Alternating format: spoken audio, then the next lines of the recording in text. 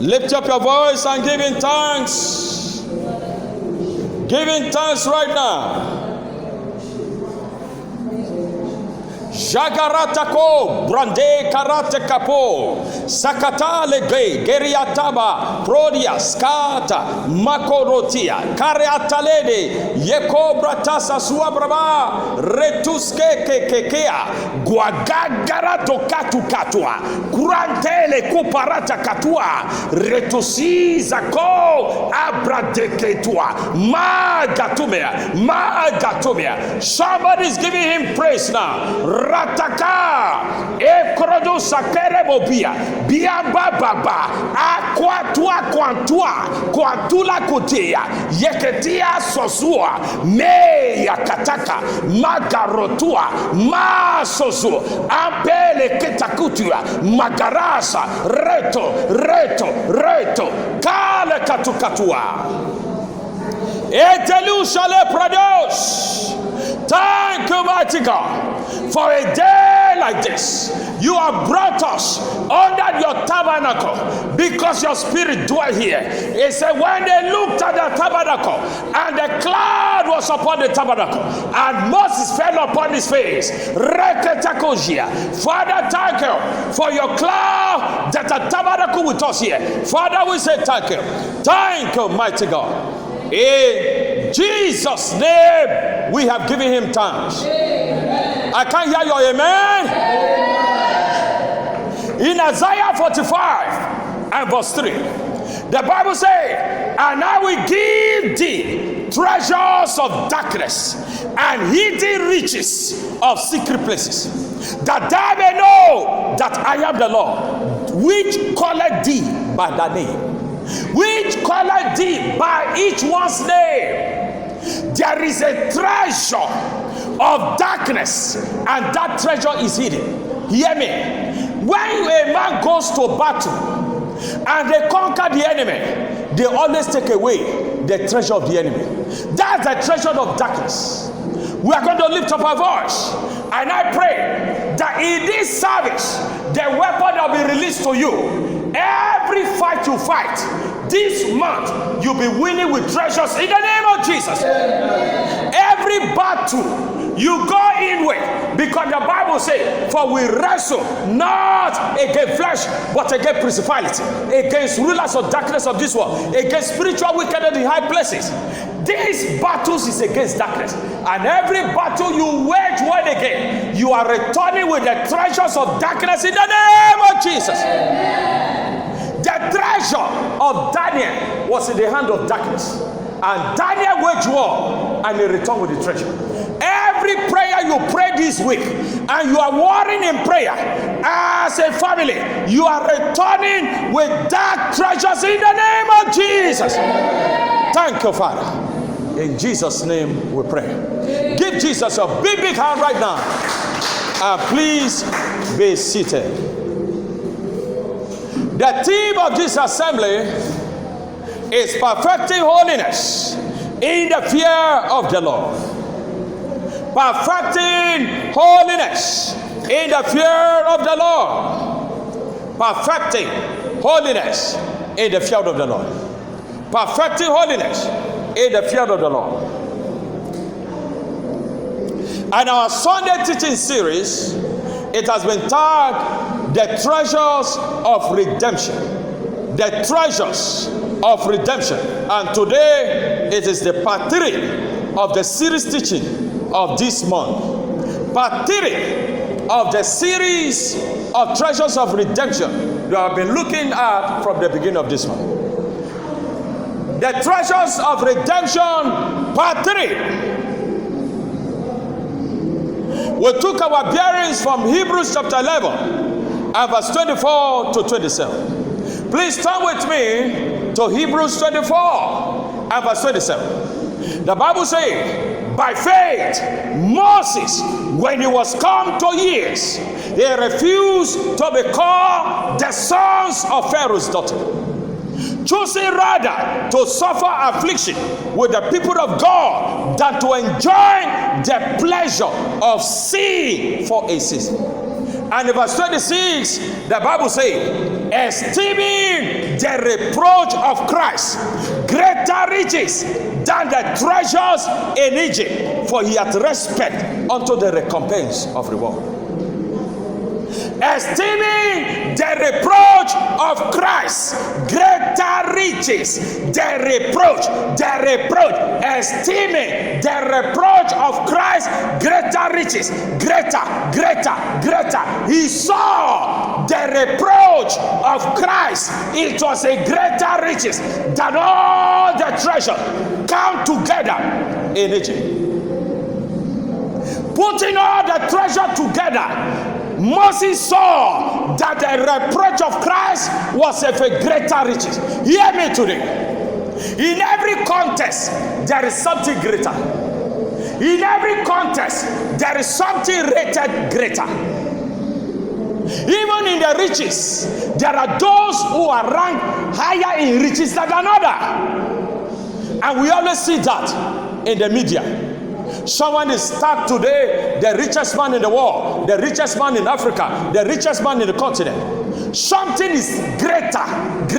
But see what Moses said. The Bible says, esteeming the reproach of Christ greater riches than all the treasures of Egypt.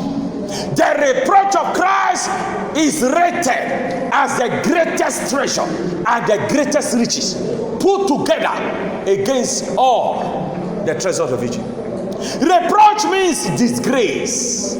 Someone say, what is reproach? Reproach means shame. So esteeming the reproach of Christ greater riches than the treasures in Egypt, for he had respect unto the recompense of reward. He had respect unto the future reward. Moses was targeting the future reward. Those who go on this journey, they don't seek for immediate reward. They are looking at the future reward. The future reward is not now. The future reward is after you have left this world.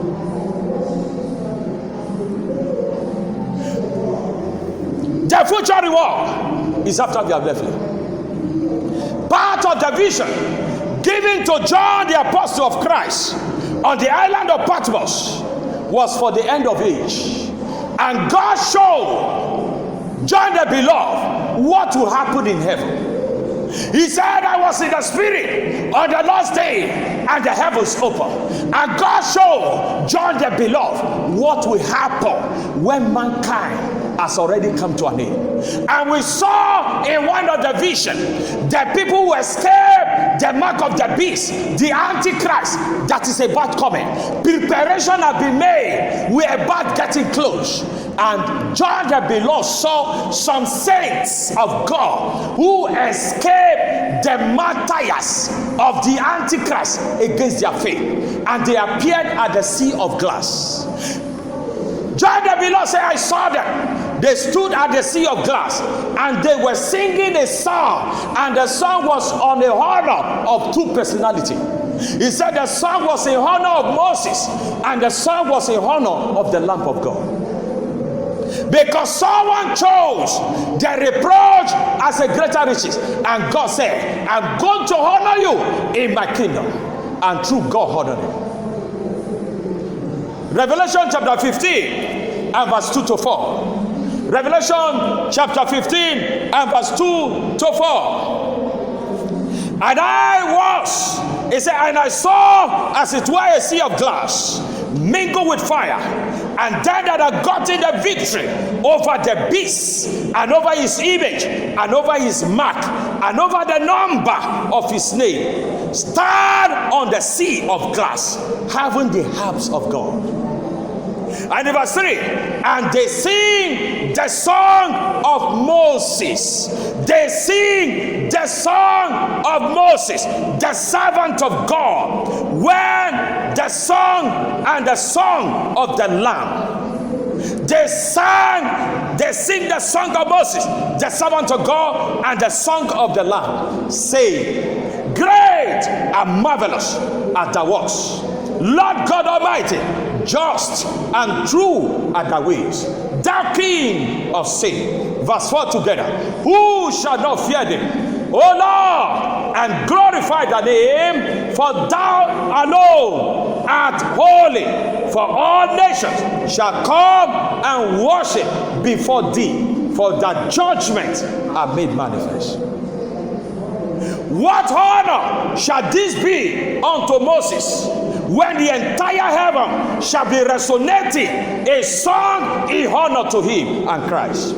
This shall not be Moses singing, but souls that have escaped the mark of the Antichrist on the earth, singing the song of Moses and Christ as their scriptural escape route before God. This honor can no earthly man comprehend.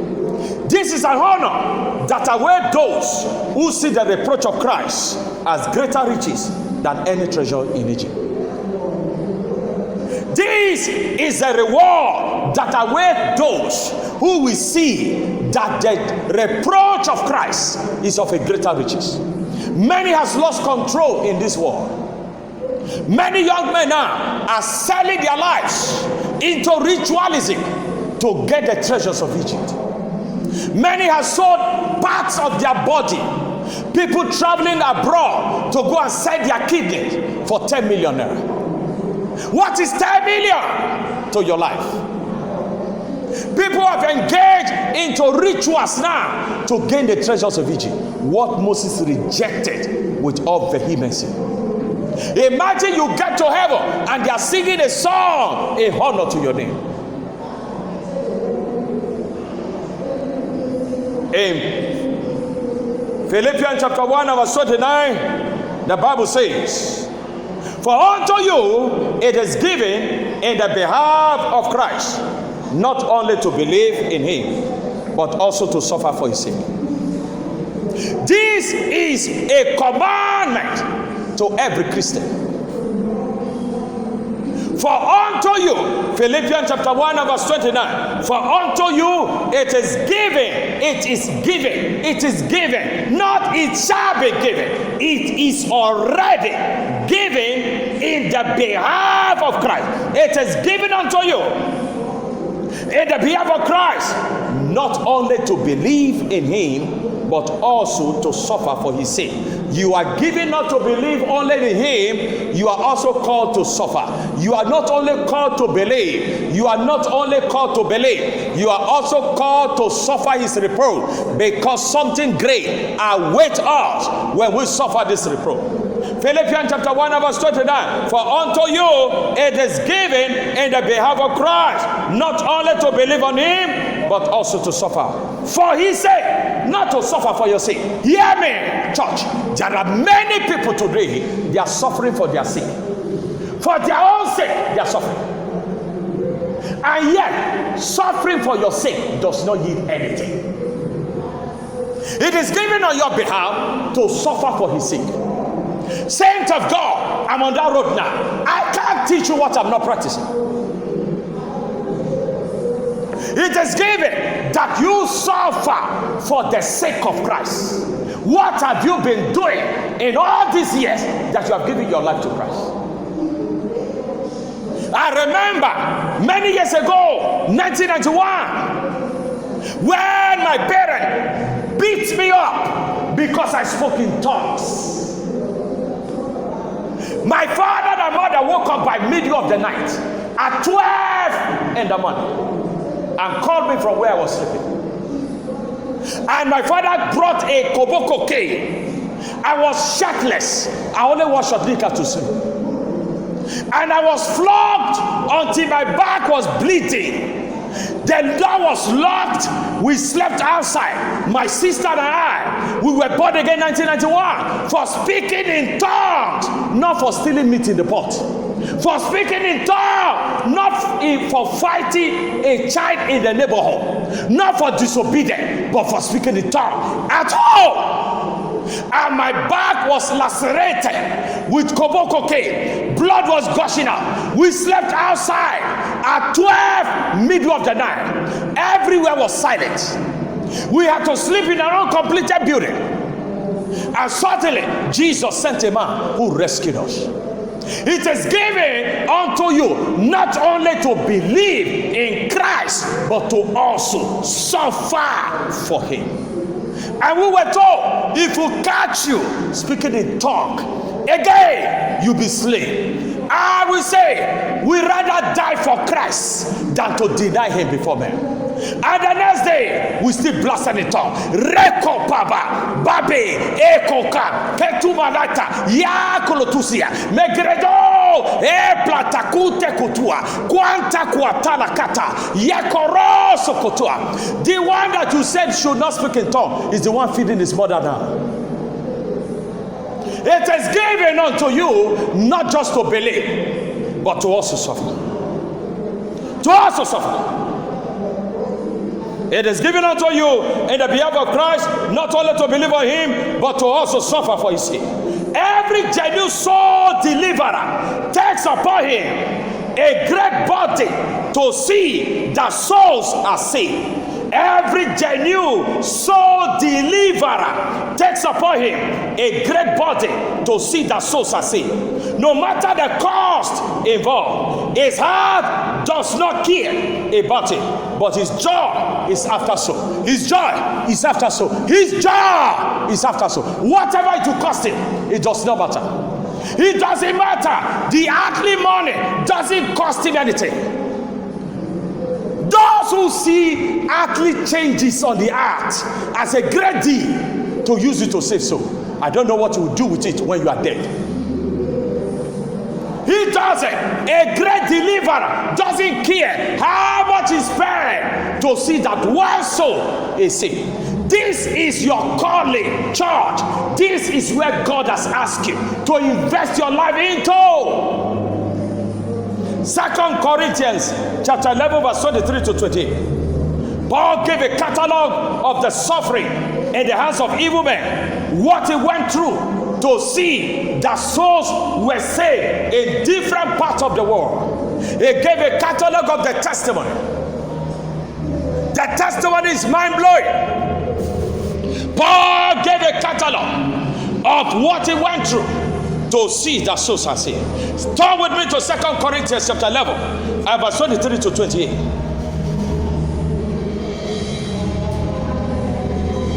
2 Corinthians chapter 11 verse 23 to 28. In verse 23, it says, are they ministers of Christ? I speak as a fool. I am more in labors, more abundantly, in stripes above measures, in prison more often, in prison more frequent, in deaths often. In verse 24, of the Jews 5 times receive I 40 stripes, save one.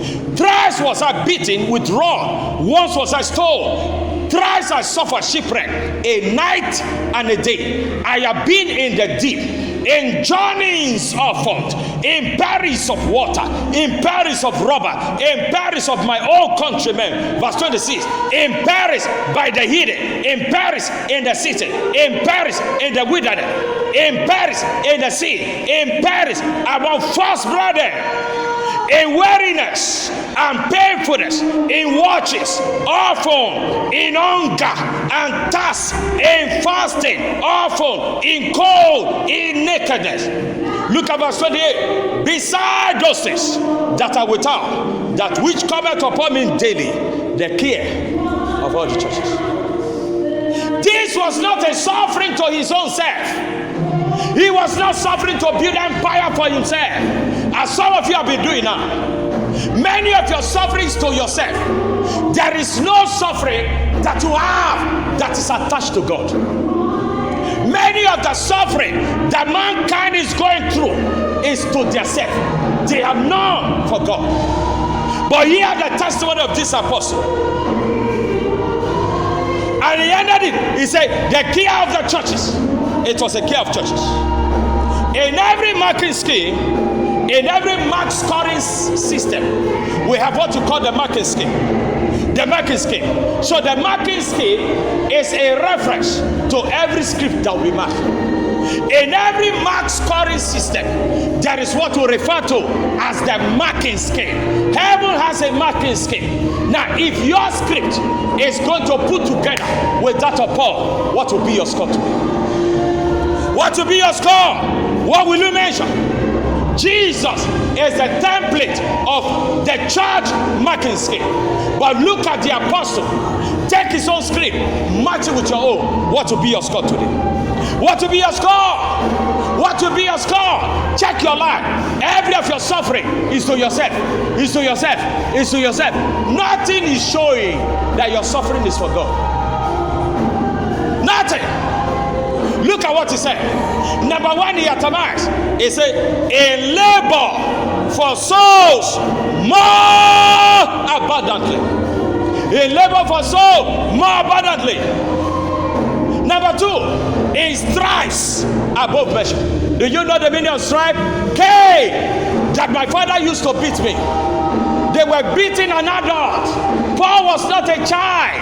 At the time Paul was preaching the gospel, Paul should have been above 50.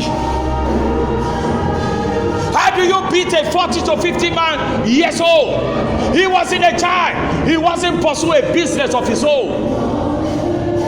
He said, in stripes above measure. Above measure means they beat him to a stage, it was beyond his strength, and he collapsed. In stripes above measure. In prison, more frequent. He never went to prison because he gave a door check. He went to prison because he preached.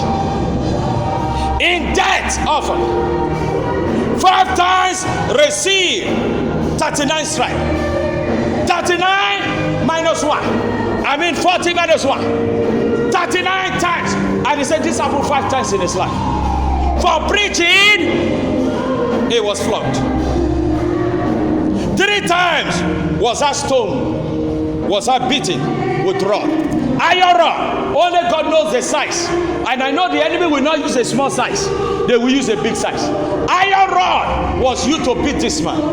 Once he was stoned to death, and they did not just only stone him, they dragged him outside of the city and dumped him like a garbage for him to die. But he woke up from that place and went to the next crusade. 3 times suffered shipwreck, both night and day. And number 9 of his testimony, he said, in journeying also in Paris. Peri means danger. Peri, it means danger. Journeying often in Paris, in danger of water, in danger of robber, in danger of my own countrymen, in danger in the city, in Paris of wilderness, in the dangers in the sea, in the danger among false brethren. If this be Paul reproach script, what then is your own reproach script? If this be a man reproach script, we have not even looked at Christ. Christ's reproach script is greater. But look at a man like you. This is his own script. What is your own script?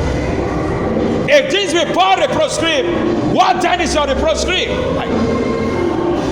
We had his testimony in Acts chapter 9. Paul preached in Damascus that Jesus is expected, is the expected Messiah in scripture. But the Jews took counsel to kill him. In that message he gave, for the message to say that Jesus is the Messiah that we expect him, and the Jews took counsel, he must die. But the Bible says, and this man had to escape through the city wall in a basket. In a basket. Many souls today, many Christians are suffering for themselves. There is nothing to show that they are suffering for Christ. Nothing to show, but they call themselves Christians. I don't know what you are Christianing yourself for. Christian means, the meaning of Christian is Christ-like. Christ-like. For preaching that Jesus is the Son of God and the expected Messiah, the Jews took counsel that he must die. That he must die. Acts chapter 9 and verse 22 to 25. But Saul increased the morning strength and confounded the Jews which dwell at Damascus, proving that this is very Christ. This is very Christ. Proving to them, proving that this is very Christ. And after that many days were fulfilled. Acts chapter 9 and verse 23 now. And after that many days were fulfilled, the Jews took counsel to kill him. Hear me, church. When the city has not taken counsel to kill you are yet to be there. Some of us were already there. Are you hearing what I'm saying? Some of us were already on that page where the entire city, the covenants, took counsel that this man must die for preaching Christ. And after many days were fulfilled, the Jews took counsel to kill him. But their laying await was known to Saul, and they watched the gates day and night to kill him. Somebody standing at the gate to watch when you go out, when you come in, when you go out, when you come in, and they are waiting to kill you. But the Bible says God exposed them. And Paul, in verse 25, then the disciples took him by night and let him down by the wall in a basket. He wasn't let down. It was in the night he was let down. Thick night, very thick night. In those days, there were no houses. There were no good roads. He was let down. This man was trekking to the next community. In the thick night, when wild animals have access close to a building. That's why in those days, in the days of Paul, when they built a city, they put a fence around, because wild animals were more than the men on the earth at that time. This man came down of that protective wall and was walking straight to the next place to save his life, and where there is a next crusade. He wasn't going for a business in Japan or in China. He went to Damascus to preach the gospel, and death sentence was hanging over his neck. Death sentence was hanging over his neck. When last have you preached to your neighbor? Can you see where your script is now? When last have you preached to your neighbor that Jesus Christ is the expected Messiah? When last you have filled your house with all kinds of electronic gadgets? If you are not watching television, you are watching on your handset. If you are not playing with your handset, you are visiting friends for no reason. Reasons that have nothing to do with Christ. Luke chapter 10 and verse 30 to 37. Luke chapter 10, please turn with me very fast. Luke chapter 10 and verse 30 to 37. Luke chapter 10. Luke chapter 10 and verse 30 to 37. Hear the word of the Lord. And Jesus answered and said, a certain man went down from Jerusalem to Jericho and fell among thieves, which stripped him of his raiment and wounded him and departed, leaving him half dead. And by chance there came down a certain priest that way, and when he saw him, he passed by on the other side. And likewise a Levite, when he was at the place, verse 32, came and looked at him and passed by on the other side. But a certain Samaritan, verse 33, as he journeyed, came where he was, and when he saw him, he had compassion on him, and went to him, bound up his wound, pouring in oil and wine, sat in on his own beast, and brought it to an inn, and took care of him. Verse 35, and on the morrow when he departed, he took out 2 pence and gave them to the host, and said unto him, take care of him, whatsoever thou spendest more, when I come again, I will repay thee. Which none of these 3 thinkest thou was neighbor unto him that fell among thieves? And he said, he, in verse 37, and he said, he that showed mercy on him. Then said Jesus, let's repeat it together. What did he say? Then said Jesus, said what? Go and do thou likewise. Go and do thou likewise. Go and do thou likewise. It's a command. It's not an opinion. It's a command. Go and do thou likewise. The journey between Jerusalem and Jericho has a symbolic meaning, which represents the journey of men on the earth. Multitude of souls on this earth have the devil and his agent stripped them of their raiment, which is their visions and dreams. In the realm of the spirit, your raiment is your identity. They are wounded by the thieves and left half dead. Because in John chapter 10 and verse 10, it said, the thief cometh not, but to steal, to kill, and to destroy. Listen to me. It is not only given to the priests and Levite to save those whom the devil has stripped of their raiment, but those whose heart already be filled by God with compassion for the lost soul. And this man shall save many on the road between Jerusalem and Jericho.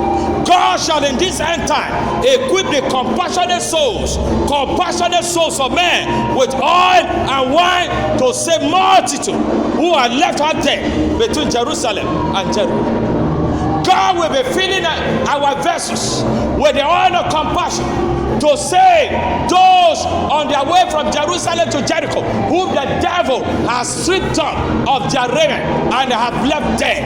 It is not only the priest and the Levite that God has given authority to save, but those who have compassionate heart for souls. In Genesis chapter 37 and verse 3, the Bible told us the story of Joseph, where his coat of many colors was stripped off. And this is the journey of life on every part on the earth. He was stripped of the coat of many colors. And one of the things they say, let us see what will become of his dream. The enemy is stripping people of the coat of many colors on their way from Jericho, from Jerusalem to Jericho. And the enemy is saying, let us see what will become of your vision. We have seen your star. We have known what your star carried. But we will strip you of your vision, of your dream. And they left you out there. But somebody must rescue you. Those with the heart of compassion for the soul are to pick those men up and brush them up and put oil upon them, bound their wounds, put them on the beast, take them to the inn where they shall be dressed, put them on the church where they shall hear the word of God and grow, and their vision will return back and they'll be fulfilling life. This is a calling that God is asking planet Earth Christian at this end time to carry out. It is not given to the priest and the Levite alone, but a special oil and wine shall be given to those who are chosen at this end time. Those who are compassionate heart to see that souls are saved. Genesis 37 and verse 3, very fast. Now Israel loved Joseph more than all his children, because he was a son of his old age, and he made him a coat of many colors. And when his brethren saw that their father loved him more than all his brethren, they hated him, could not speak peaceably unto him. And Joseph dreamed a dream in verse 5, and he told his brethren, and they hated him yet the more. In verse 23, and it came to pass when Joseph was come unto his brethren, that they stripped Joseph out of his coat and his coat of many colors that was on him. And they took him, cast into a pit, and the pit was empty, there was no water in it. In verse 28, then there passed by multitude merchandise, and they drew and lifted up Joseph out of the pit, and sold Joseph to the Ishmaelite for 20 pieces of silver, and they brought Joseph to Egypt. And in verse 32, and they sent the coat of many colors, and they brought it to their father, and said, this have we found, know now whether it be the son's coat or not. And he knew it and said, it is my son's coat, and evil beast had devoured him. Joseph is without doubt rent in pieces. And in verse 34, and Jacob rent his clothes and put sackcloth upon his loin and mourned for his son many days. This is the same story that is taking place in the earth. Many child of God with dreams and vision, the devil is stripping them of their coat of many colors. But God has sent compassionate souls with oil and wine equipped to go after these souls between Jericho and Jerusalem. Go after them. They are on their way from Jerusalem to Jericho, and they are fair. They are stripped them of their coat of many colors. You are to go and show compassion for them. Bring them, anoint them with your oil that you have inside. Bring them to the church and rescue this one, that their vision be restored. When Joseph was in the prison in Egypt, he met a man, the cupbearer of the king, and he thought that was his rescue end. Genesis chapter 40 and verse 14. And Joseph said, think of me when you go out, remember me, bring me out. But the man never remembered because he wasn't compassionate enough. He has no oil, he has no wine in his hand. God will only send those that have compassion soul, compassion's heart for the lost soul, and he will equip them with oil and wine to carry this assignment. In this end time, the compassionate souls among men shall be given much wine and oil to bind up the wounds of men that have been stripped of their raiment, of coats of many colors, because God had given them a vision to fulfill here on the earth. Everyone whose raiment was stripped like Joseph was because of the dreams or vision of God in their lives. We must be filled with compassion to bind up their wounds with the oil and wine inside us. Those whom you compassionately heal of their wound may end up becoming great entrepreneurs, that many, they will change the life of others. Some may even become founders of ministry, saving more souls unto God. When the missionary came to Africa, I'm sure you can remember what I'm saying. When the missionary came to Africa, they met our fathers. Our fathers were stripped of their coats. They were stripped of vision. They were stripped of their dreams. They were slaves. They have no color. But the missionary picked them up. They picked our African fathers. They bound up their wounds with their wine and all by putting them in missionary schools, and the missionary school were free. Somebody was paying for that school fees. Of our fathers, somebody was paying of their school fees, teaching them the word of God. Some of them today in that category that have been saved, you will remember Bishop Samuel Ajayi Crowther. We have read his book, but these ones were stripped. And our missionary, the missionary came and they found him and brushed him up, put back a coat upon him. They poured their eyes upon Ajayi Crowther from a boy that knows nothing as a slave. And they were teaching him the word of God. And the man grew and became an international recognized icon of Africa. There is someone out there, you can be paying their school fee.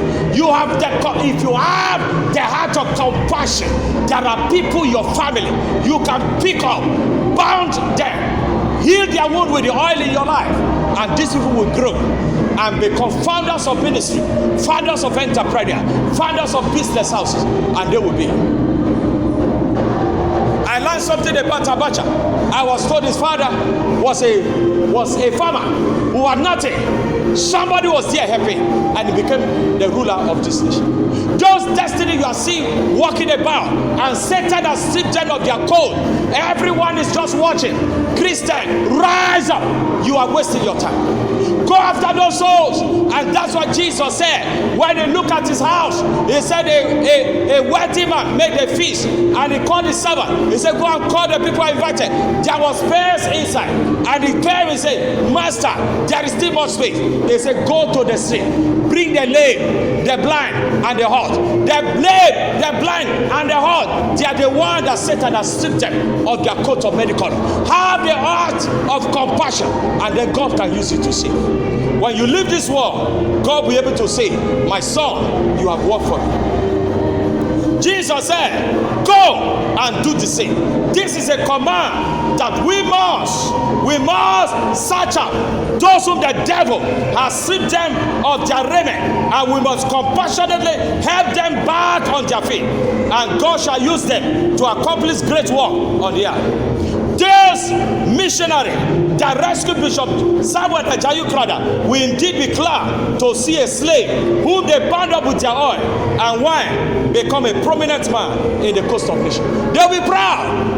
The man that picked Ajayi Crowther from the slavery, don't you know how proud he is today? Peradventure, both of them make heaven. Do you know how happy they will be? Oh, I picked him from the slavery. Look at what he has done.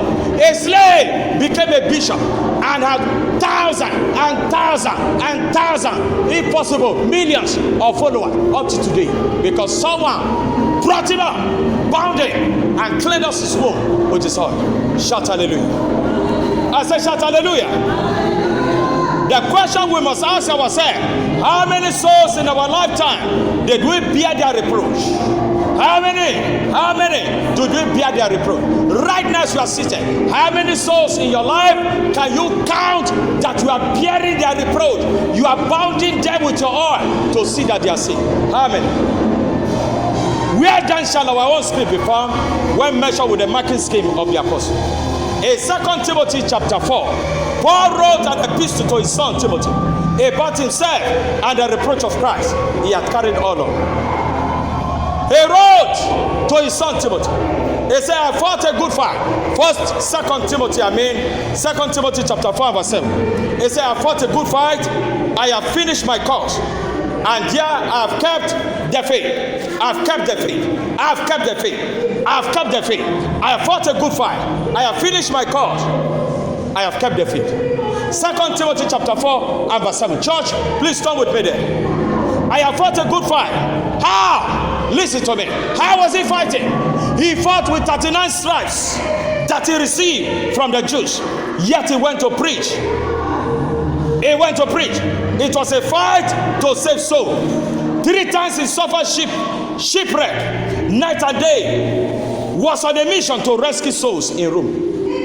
On his way to rescue souls in Rome, he had shipwreck 3 times. In Macedonia, he was put in prison for casting out the spirit of divination from a damsel. In Rome, he was in prison and 2 years house arrest until his death, and yet he preached. In Iconium, he was told by the Jews and was left outside the city to die after a great crusade, and souls were saved. What fight have you made for the Lord? The question I ask you, what fight have you been making for the Lord?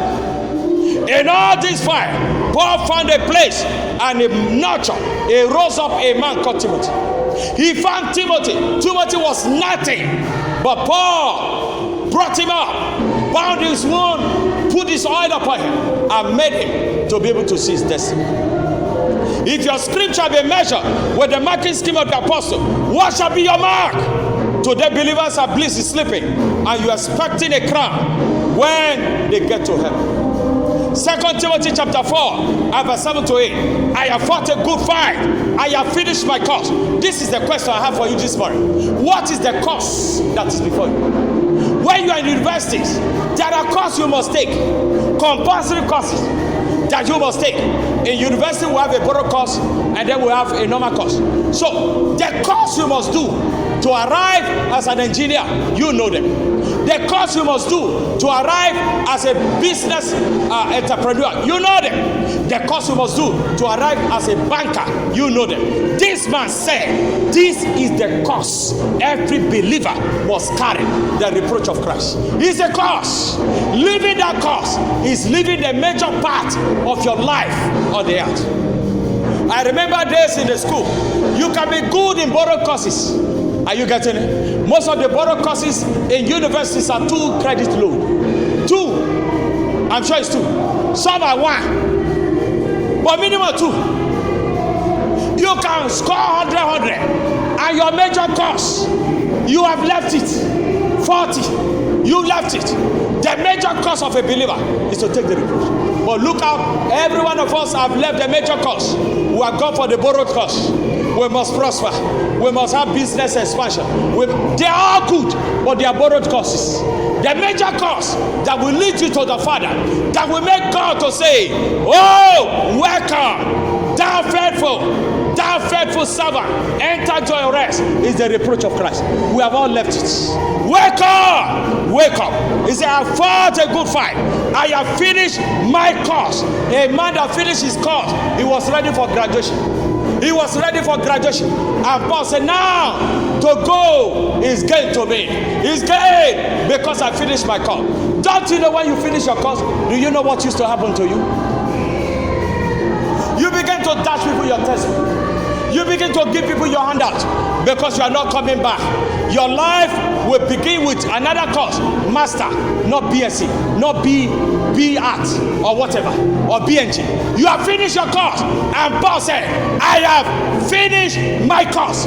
Jesus on the cross of Calvary also said, Father, I have finished my course. How many believers today, departing from this world, can say they finished their course? They even carry borrowed courses. You can't carry borrowed course and say, I have finished my course. Your major course as a Christian is the reproach of Christ. All these I must prosper. They are all good.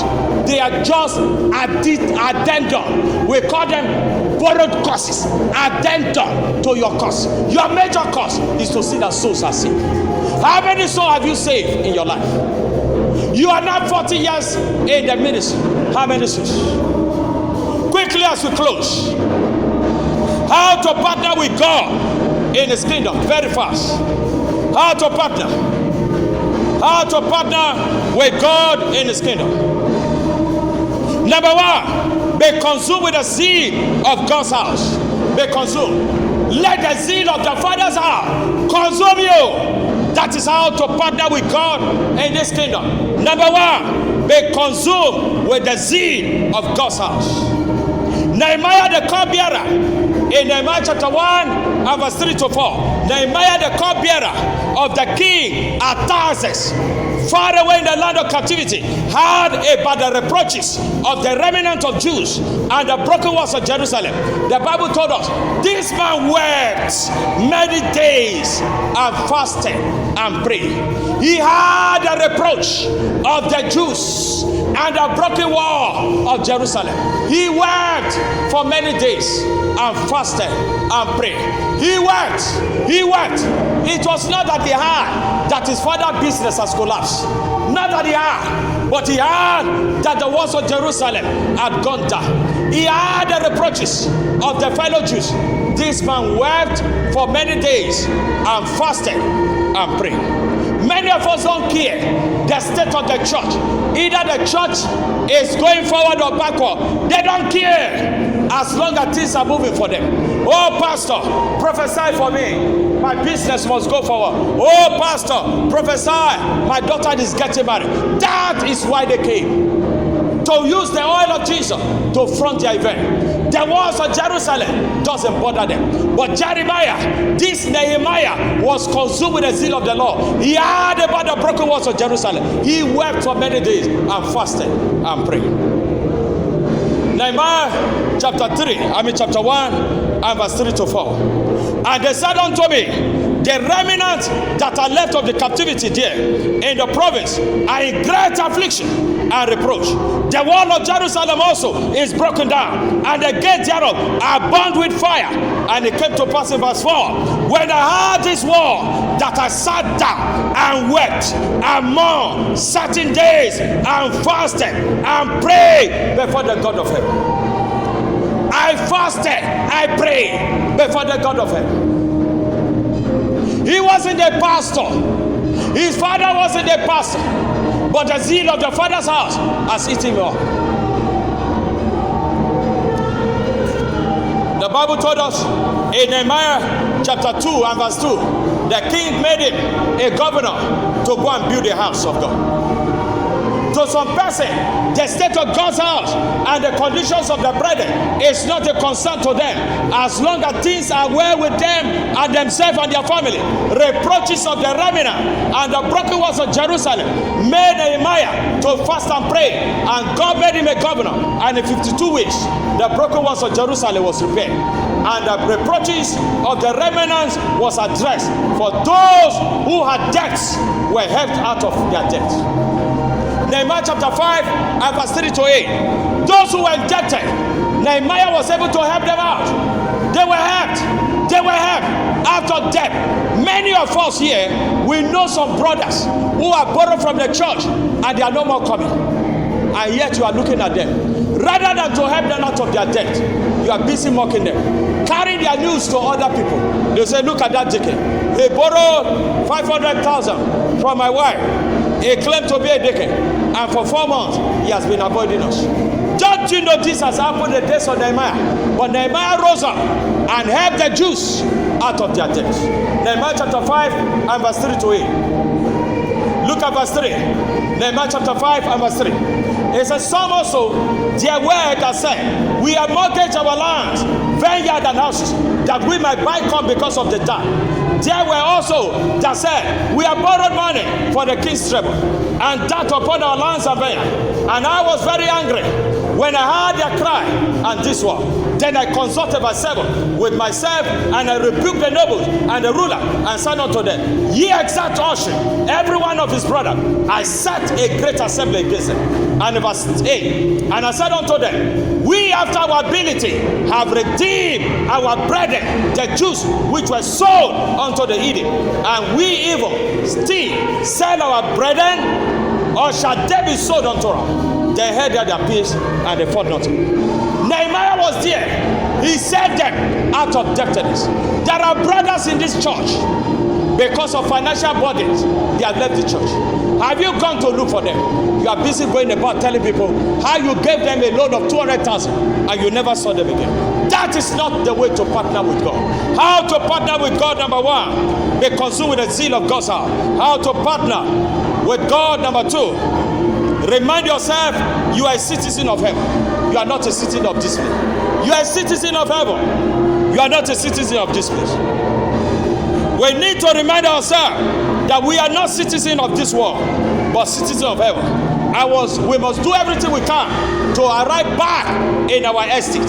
Psalm 119 and verse 19. Psalm 119 and verse 19 says, I am a stranger in the earth. Hide not thy commandment from me.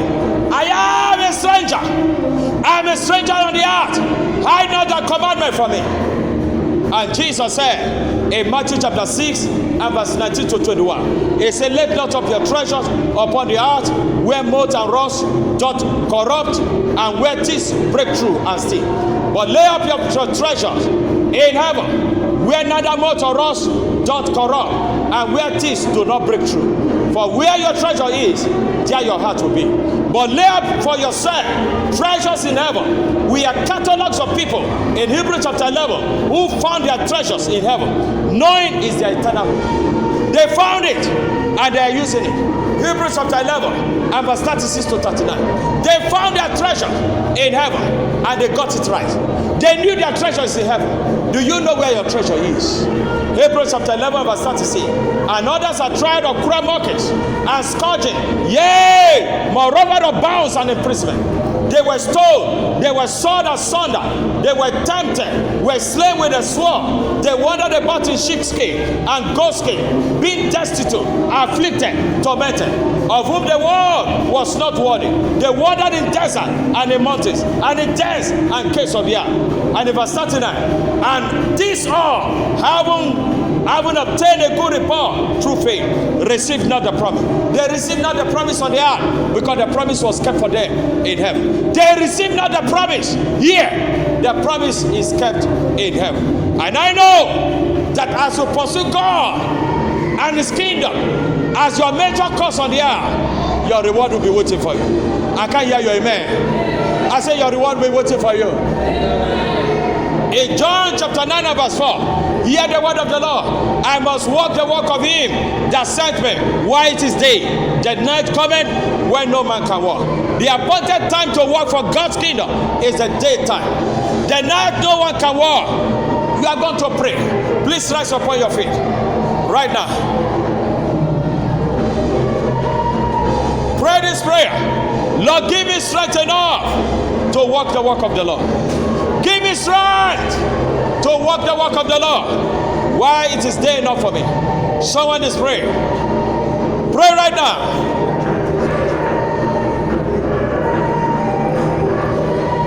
Pray. Borrowed courses. I've been excelling in borrowed courses. Lord, today there's a major course for me. I must follow that major course. It's a major. I've been carrying borrowed courses. I've been shining than a Christian. I've left the major course somewhere. I've carried the borrowed courses on my head. Help me, Jesus, to walk the walk of Him that sent me. Thank you, mighty God. To carry the major cause for God. They have left the major cause away. Today they are rededicating themselves. Lord, accept them. Lord, receive them. In Jesus' name we are praying. I can't hear you, amen. Lift up your right hand as I pray for you. Lord, I release the uncommon zeal of Nehemiah for the church. Be given unto these souls in the name of Jesus. For 52 weeks, Nehemiah achieved a great task for God. Every 52 weeks of their life, this soul, they'll be achieving something great for God in Jesus' name. Thank you, mighty God.